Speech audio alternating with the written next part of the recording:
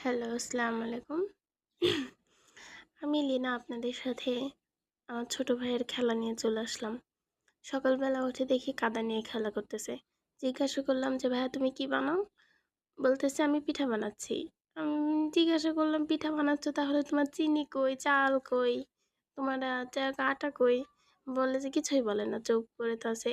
যে কখন থেকে দেখি শুধু আটা এভাবে কাদা এভাবে ছেনতেছে। বারবার জিজ্ঞাসা করি, "ভাইয়া তুমি কি বানাও?" একই উত্তর যে পিঠা বানাই। আমি সকাল সকাল ঘুম থেকে উঠে এই কাহিনী দেখে ভাবলাম যে আপনাদের সাথে শেয়ার করি। বসে পড়ছি ক্যামেরাটা অন করে। পাশে আমার বড় ভাই নীলাভকে ডাকতেছে। আমি আর কথা বলছি, ওকে ও শিখাই দিচ্ছে, "এটা বল, ওটা বল।"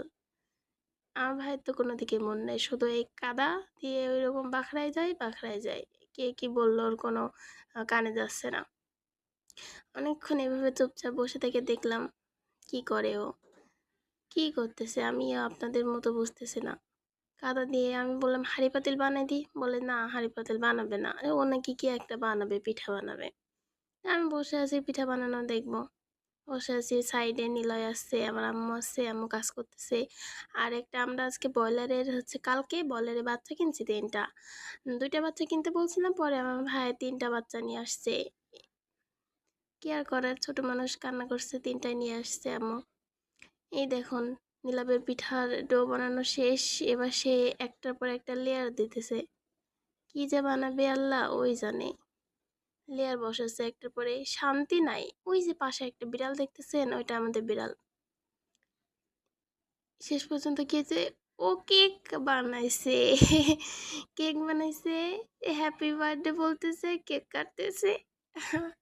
আমার ভাই হাঁসও দিয়ে কেক বানাচ্ছে, হ্যাপি বার্থডে বলছে, কেক কাছে আমাকে খাইতে বলছে, "আপু খা।" আমি বললাম, "তোর কেক তুই খা।" কেক বানায় তাও হয় নাই, ওইভাবে কেটেই যায়। বিসমিল্লা বলে বলে কাটতেছে। আমার ভাই বিসমিল্লা বলে কাটা কোথা থেকে শিখছে জানেন? আমরা যে যখন মুরগি জবাই করি, গরু ছাগল জবাই করি, তখন মনে করেন যে ওই বিসমিল্লা বলে, আল্লাহু আকবার বলে সেটাও শুনছে। দিয়ে এখন থেকে কোনো কিছু কাটতে গেলে শুধু বিসমিল্লা বলবে। যাই কাটুক বিসমিল্লা। আমার ভাই কেক কাটা শেষ হচ্ছে না। কার যে জন্মদিন আজকে ওই জানে। সাইডে ওই যে একটা বিড়াল ঘুমায় আছে দেখছেন, ওইটা আমাদের বিড়াল। ওই বিড়ালটা অনেকটা বাঘের মতো দেখতে। ওর সাথে একদিন পরিচয় করাই দেবো আপনাদের। আল্লাহ হাফেজ, ভালো থাকবেন।